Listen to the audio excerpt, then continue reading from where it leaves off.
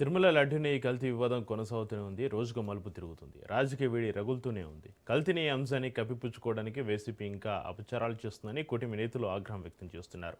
దేవుడు అంటే Jagan and Coke లెక్కలేదని ధ్వజమెత్తారు. వైసీపీ నేతలు కూడా అదే రేంజ్లో కౌంటర్ ఇచ్చారు. చైర్మన్ గా చేసినటువంటి అతని వ్యక్తే అక్కడ కల్తీ జరిగింది అంగీకరిస్తే కల్తీ లేదని చెప్పి మన నాయకుడు జగన్మోహన్ రెడ్డి మాట్లాడతారు. అసలు కల్తీ కాదు, అది కృత్రిమ నెయ్యి, కెమికల్స్ తో చేయడం కృత్రిమ నెయ్యి. అది నెయ్యే లేదు. దాన్ని ఎంత దారుణంగా చేసింది సిట్లో చాలా క్షుణ్ణంగా వివరించడం జరిగింది. ఈ మత విశ్వాసాల మీద, కలియుగ ప్రత్యక్ష దేవదేవుని మీద మీకున్నటువంటి నమ్మకం ఏంటి అంటే, మీరు ఏదో ఒక ప్లకార్డ్ లాగా చూసారా కానీ వెంకటేశ్వర స్వామి లాగా చూడలేదు. ఆ పైన మీరు చెప్పులతో ఎలా వచ్చారని చెప్పి మేము అన్న తర్వాత బయటకు వచ్చిన తర్వాత బొత్స సత్యనారాయణ గారు మా సభ్యులు ఎవరు చెప్పులు వేసుకోలేదు, చెప్పులు విడిచి వెళ్ళారు అంటారు. అవి చూడండి అండి, సభలో క్లిప్పింగ్స్ అండి, అది అందరికీ లెటర్ పెట్టి ఇచ్చేస్తారు.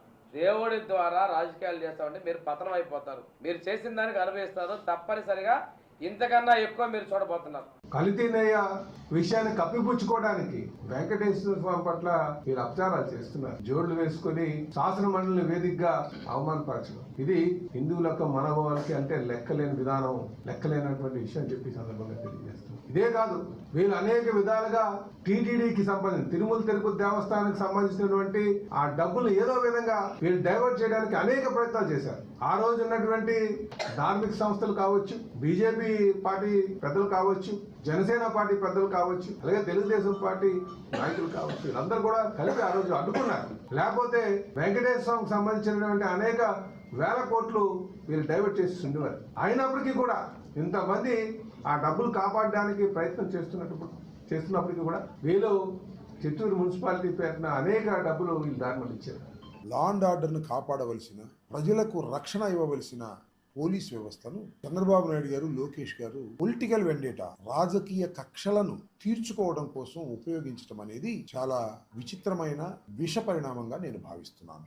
దానికి 31వ తారీఖున నా మీద జరిగిన దాడి, ఆ తరువాత నన్ను అరెస్ట్ చేసి 18 రోజుల పాటు రిమాండ్లో ఉంచినటువంటి సంఘటనలు బట్టి రాష్ట్రంలో ఉన్న ప్రజానీకానికి అందరికీ అర్థమై ఉంటుందని నేను భావిస్తున్నాను. నా ఇంటి మీద, నా ఆఫీస్ మీద రెండు ఎదురుగానే ఉంటాయి. వాటి మీద దాడి చేశారు. దాడి అంటే ఏదో అలా వచ్చి దాడి చేసి పారిపోలేదు. 5 గంటల నుంచి 12 గంటల వరకు దాడి కార్యక్రమం జరుగుతూనే ఉంది. పోలీసులు లేరా అంటే ఈ దాడి కన్నా ముందే పోలీసులు వచ్చారు. అప్పటి నుంచి 12 గంటల వరకు కూడా పోలీసులు ప్రేక్షక పాత్ర వహిస్తున్నారు. ఆ తర్వాత జగన్మోహన్ రెడ్డి గారు నాకు ఫోన్ చేసి అధైర్యపడవద్దని చెప్పి మళ్ళా మా లీడర్స్ అందరికీ ఫోన్లు చేసి పోలీసులు వెళ్ళి కలుసుకోండి ఇమీడియట్ గా అని చెప్తే, లోకల్ గా ఉన్న లీడర్స్ అంటే మా జిల్లాలో ఉన్న లీడర్స్ అందరికీ ఫోన్లు చేశారు. డీజీపీకి బొత్స సత్యనారాయణ గారు ఫోన్ చేశాడు, ఐజీకి ఫోన్ చేశారు. మా ఎస్పీని పర్సనల్ గా వెళ్ళి కలవడానికి వైఎస్ఆర్ కాంగ్రెస్ పార్టీ జిల్లాలో ఉన్నటువంటి ఇన్ఛార్జీలందరూ, మాజీ మంత్రులు, మాజీ ఎమ్మెల్యేలు, మాజీ హోంమంత్రి గారు, మీరు చెప్పినట్టు నడుచుకొని తల ఒగ్గేటువంటి వ్యక్తిని ఎగ్జిక్యూటివ్ ఆఫీసర్ గా తెచ్చుకున్నారని మొత్తం టీటీడీలో ఉన్నటువంటి కింది స్థాయి అధికారులందరూ కూడా మాట్లాడుకుంటున్నటువంటి మాట. మీరు సిట్ దానికి సంబంధించిన సిఐడి నివేదిక సాక్షాత్తు హైకోర్టు ప్రధాన న్యాయమూర్తి దగ్గర ఉంటేనే మళ్లీ దాని మీద తిరగదోడి కొత్త కేసులు బనాయించాలా అన్నటువంటి ఆలోచన ఎందుకు? మళ్లీ మా మీద రోజు ప్రచారం చేసి అదిగో దొంగలు దొరుకుతున్నారు, మమ్మల్ని విచారణకు పిలిపించి ఈ రకమైనటువంటి కార్యక్రమాలు చెయ్యాలనని ఆ అవినీతి అధికారుల చేత కంప్లైంట్లు ఇప్పించి అత్యంత అవినీతిగా అధికారైనటువంటి డిఎస్పీకి ఈ బాధ్యతలు అప్పగించబోతున్నారనని